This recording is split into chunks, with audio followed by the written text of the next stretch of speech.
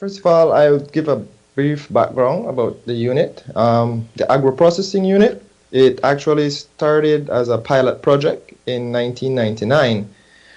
It was a collaboration between the ROC, Republic of China, Taiwan, and Belize.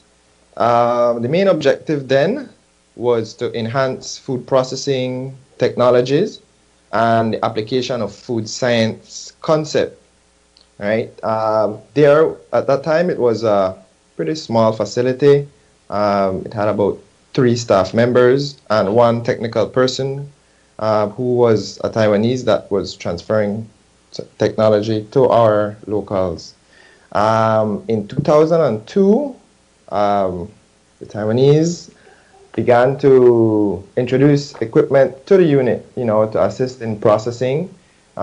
They left us they started donating some of the machinery. For example, we had industrial dryers to dehydrate fruits. We had industrial ovens.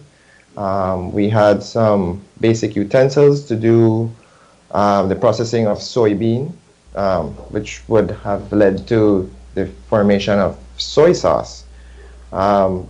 After that, in 2009, that's when they actually constructed a full processing unit measuring 40 by 60, which comprises of the preparation area, the cooking area, and the packaging area.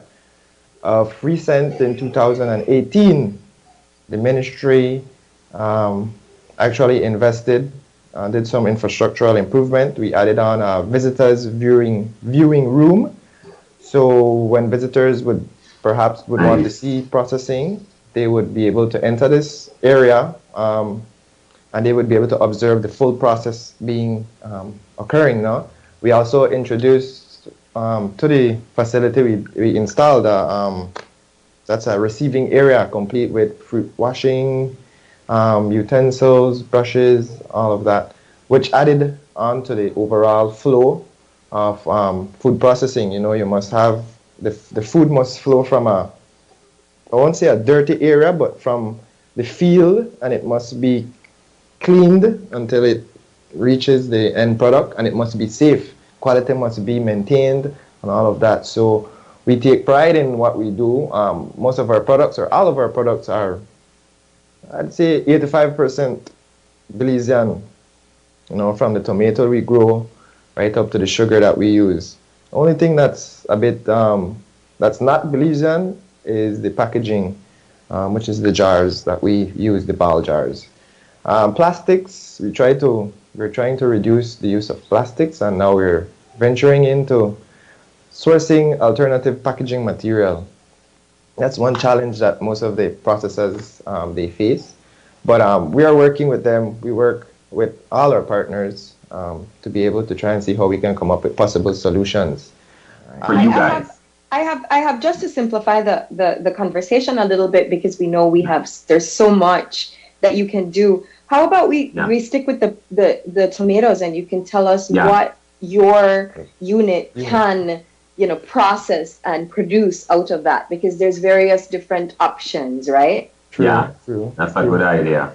Okay, from the tomatoes that are on the market, the local market presently, we would manufacture tomato salsa or salsa casera in jars using a combination of onions, cilantro, tomatoes, and some spices.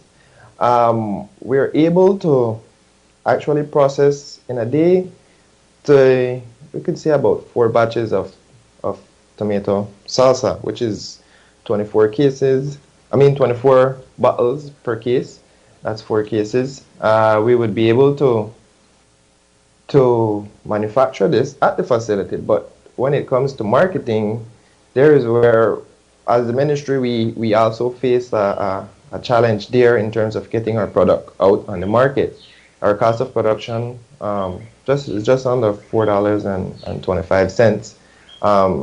If you do a cost, when you go a comparison into the stores, you would mainly want to buy the imported one compared to ours.